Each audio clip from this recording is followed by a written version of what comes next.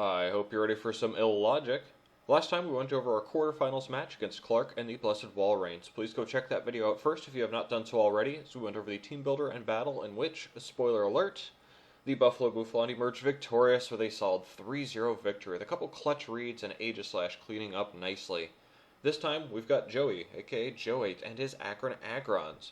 Joey had a super interesting season. He started off 0-3, including a Week 2 sweep from my Kingler, and after that we talked briefly about making some transactions. He exchanged all of his Tier 5s for new mons, and since then has not lost, finishing with 4 wins in a row to end with a 4-3 record, and a victory over 3-time runner-up Chad in the quarterfinals.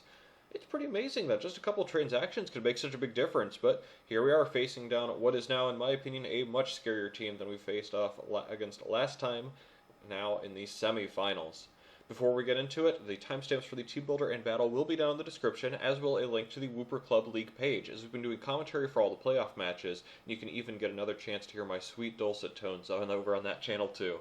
Back to the match prep, Joey has a Dugtrio, Espeon, Gengar, new Dynamax candidate Torracat, one of the scariest mons in the whole league for me to face in Excadrill, Togekiss, new member Venusaur, a new Dynamax candidate in Lunatone, Araquanid, and Avalugg.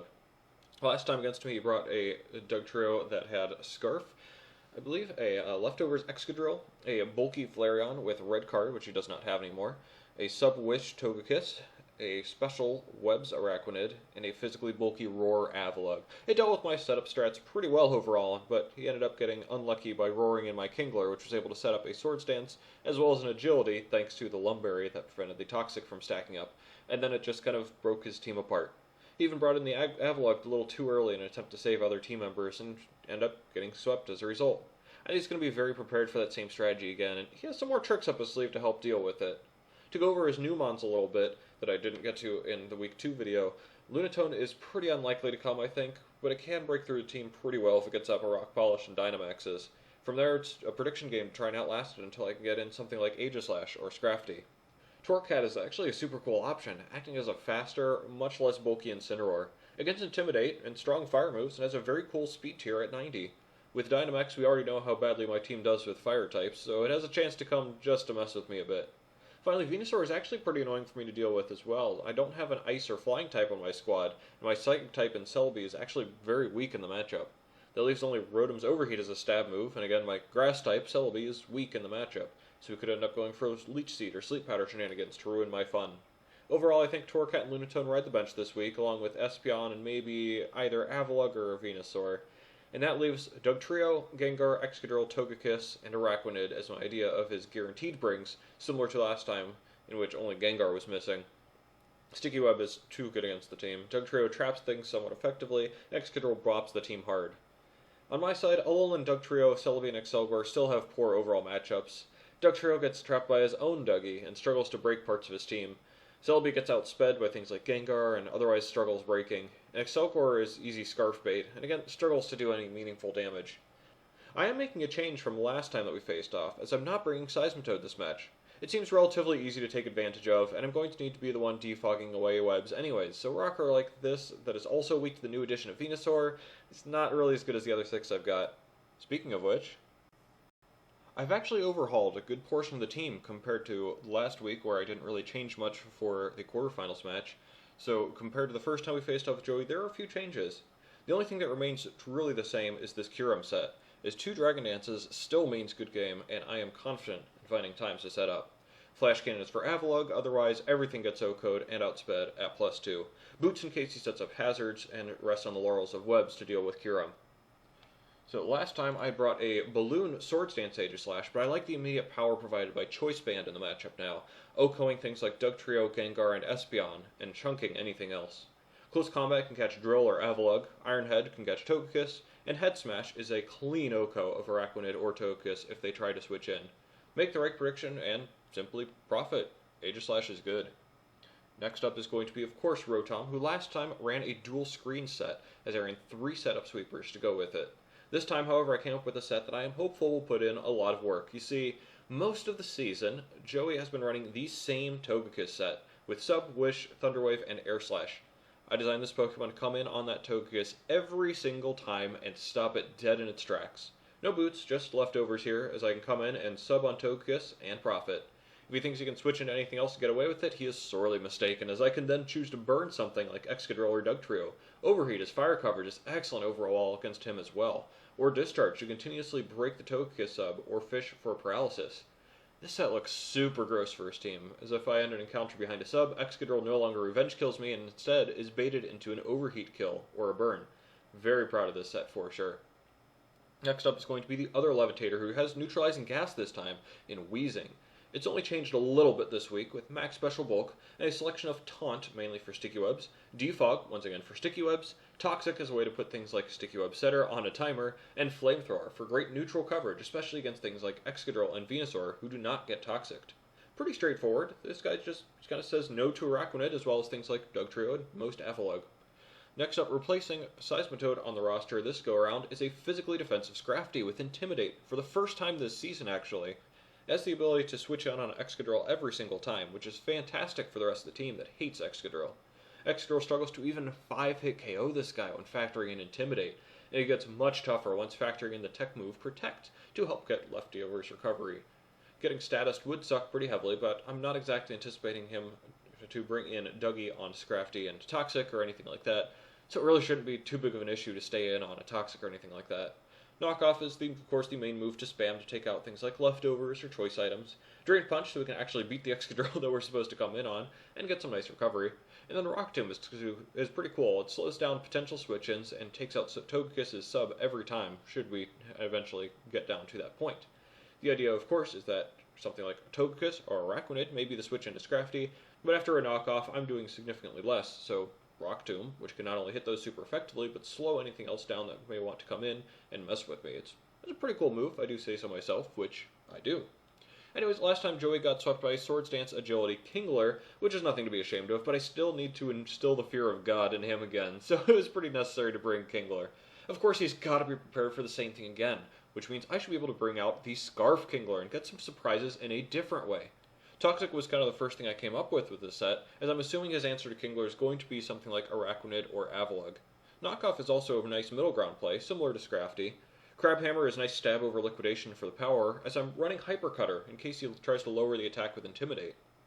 Finally, he may try for a burn or poison again, so Facade makes sense as a final, relatively spammable move against most of the team. And don't forget, if I get locked into a bad move, I can simply Dynamax and break the choice lock. Cool team this time around, I think. Let's see how it performed in battle. At team preview, I'm a little surprised not to see an Araquanid here, considering the value of Sticky Webs with teammates like Excadrill or Gengar, as well as the defensive value against things like Aegislash. Still, Venusaur and Avalugg were the next two up, so all is still pretty well. I picked him to potentially start with something cheeky like Excadrill or Gengar, so I'm going to go bold as well with an Aegislash, as he's going to start out with Venusaur. This thing could be something like maybe Sunny Day, and maybe he's trying to break early, so I just go into a relatively safe switch with Weezing as he actually clicks Knockoff turn 1 instead of something like Leech Seed or Earthquake. Without Araquanid, I don't have much purpose to my Weezing overall, so I may as well force the Venusaur to eat a little bit of chip damage as I click Flamethrower and he clicks Sludge Bomb. Fun fact on this turn 2, as he does show that he has leftovers, that was a min roll from my Flamethrower, and that was a max roll from his Sludge Bomb. Absolute min and absolute max from those two.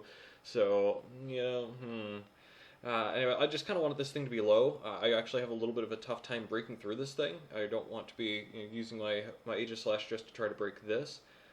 So I'm going to just go for another Flamethrower. I get pretty lucky here for sure as he misses the Leech Seed, although with Weezing's animation here, it kind of looks like it was supposed to hit there, right? But pretty lucky. I get a little bit of Black Sludge recovery there too. This is a relatively easy switch now for him to Togekiss, who takes very little from Flamethrower. Recovers back a bit too, but Togekiss is in. So you know what that means? It is Rotom time. I had underestimated just how good Rotom was against Togekiss in our last matchup, so I'm really excited to see it put in a little bit of work here. This time it is totally free, and I get to answer his substitute with my own substitute. I think it makes a lot of sense for him to go out into Venusaur next on the Wish, but I really don't want to risk my special attack drop in front of the Togekiss, so Discharge is a much easier option to use here. He does just go into the Venusaur and heal up. He shows too he's willing to switch out of the Togekiss even though it was Substitute, and Substitute Wish shows it is probably that same set from before, so that's pretty good. You got Thunder Wave and Air Slash to round out the set. Rotom is still the absolute perfect answer. In this case here, I see no reason to overpredict. I'm not going to do anything too fancy here. I'm just going to click Overheat, and I'm going to, it's a roll from this percentage, and I get the 50-50 roll. Oko, well, not quite an Oko with Overheat, but it's oh so appreciated. Venusaur was always going to be a total pain to break through. With this, it's been taken out with relative ease, even if it took off 50% of Weezing's health, and I still haven't gotten any secondary status effects from all the times I've clicked Flamethrower and Discharge. But anyways, it hits 6v5 relatively early on, and he's actually going to make a misplay here. As you can tell, he goes into Dugtrio, and he just clicks Earthquake, which told me afterwards he was just so used to having Excadrill being the one to click Earthquake, and I was just kind of assuming that it would have the Mold Breaker effect. So it's pretty funny, but also very unfortunate. And I do get a free Will-O-Wisp on the Dugtrio as a result of that as well. So it's crippled just about entirely. At this point, too, a Focus Sash would be broken. So he actually makes a pretty nice switch here going into the Togekiss on the Overheat. And now my special attack is just stupid low. So at this point, I really want to reset my Rotom stat, and I think Thunder Wave is incredibly unlikely, so I'm just going to make a swap, and of course, on the Wish, Kingler is a relatively easy switch here because I want to scare the daylights out of him, to be honest. You may see this as a free attack with the Crab, but I kind of see this as a way to deconfirm any Scarf notions, as well as an easy switch back into the Rotom, and I do just eat up the Thunder Wave on the prediction with relative ease. He's back up to full health, and he does get to go into the Avalugg to get a sub up. I assume he's got Roar like last time, so I may as well try to neuter something else with a Will-O-Wisp. So this thing does in fact take the burn, roar me out, and Galarian Weezing is back. Of course, with a Flamethrower potentially to do a good bit of damage, which could be pretty nice, but I'm just going to click Taunt in case there was anything else weird that he wanted to. Maybe be able to use the Avalugg as setup of fodder as he goes into the Excadrill, oddly enough, here. So I described before that I have a very good, solid answer to this in the form of my Intimidate Scrafty. So I'm going to just head out into this. Going to take the Earthquake with absolute ease. I prevented potential Stealth Rocks as well, and I have a pretty nice opportunity to click Knockoff. He goes into the Togekiss, and claiming its reliable recovery item is very nice.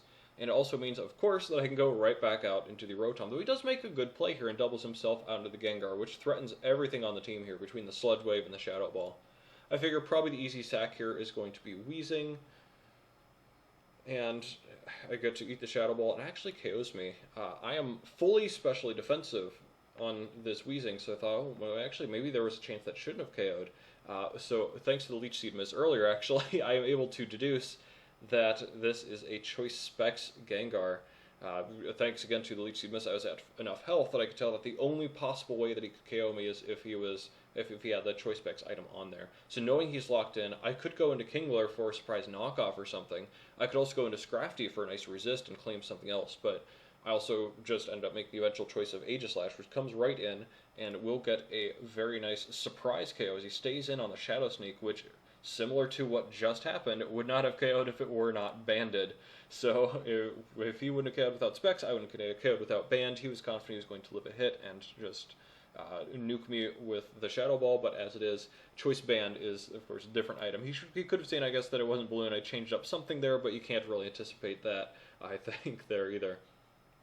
So now we've got, well, we're up 5-4, and he makes yet another play with Dugtrio as he thinks I'm trapped, but I am a Ghost type.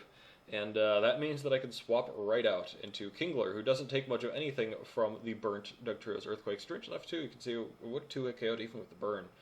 So got a lot of attack investment for sure. And funny thing about this Kingler, it's in time for another surprise choice item. I'm able to click Knockoff and get another KO to take out the Dugtrio. I definitely consider Toxic in case he wanted to go out and do something like the Togekiss, but I don't think he anticipated me to be Scarfed in the first place. Fun fact about that set, by the way, that I failed to mention before, it's got just straight up 252 speed with the Choice Scarf, and that is exactly enough to outspeed a max speed Dugtrio by a single point, which is pretty cool. So I didn't need to invest anything there, and I could keep the Kingler as Adamant as well, which was pretty neat. So Kingler with the max attack, knockoff, able to take out the Dugtrio, and we are now in a nice position up 5-3. So Excadrill obviously makes a lot of sense here as a switch, considering that I stay in, and he actually outspeeds me and gets a flinch, which shows his item as well. The only way, of course, that my Scarfer is going to be outsped is by another Scarfer. So we can take advantage of this, of course. I decided to use Aegislash for this middle ground play, taking only 18% from Iron Head. So my play is Close Combat, which, as he swaps in the Avalugg, will still take a ton of damage from that. So, considering that he knows that I'm banded, he can obviously make the swap out into Togekiss, but there was no real reason for me to click anything else, I think, especially considering I have the guaranteed switch into Togekiss here. So, very impressive from Aegislash to do over half of Avalugg's health from a non-stab move, even if it was super bulky. His win cons are starting to run a little dry, I think. So, of course, I need to go into Rotom, and he is, of course, going to make a good play, following that up with the double into Excadrill. However, as we know by now, my play here every time is going to be Scrafty, who, again, is going to be taking pretty pitiful damage. So, I expect to switch. I go for my middle ground play that I'd mentioned in Team Preview, which is Rock Tomb. Hits the Avalugg a little bit, and more importantly, it's going to get it in range of this Drain Punch, giving me a little bit of healing from that, as well as the couple turns of leftovers there too. So we're now down to just 2 Pokemon. Togekiss, of course, is going to bait in the Rotom on the Thunder Wave one more time, as I get to then on the switch just sub up. So we're just kind of running circles around him with these couple mons, to be honest. I guess I could have overheated here, but just in case, get some status around, land the Will-O-Wisp to neuter this thing. That's pretty much going to be a nail in the coffin right there, I think.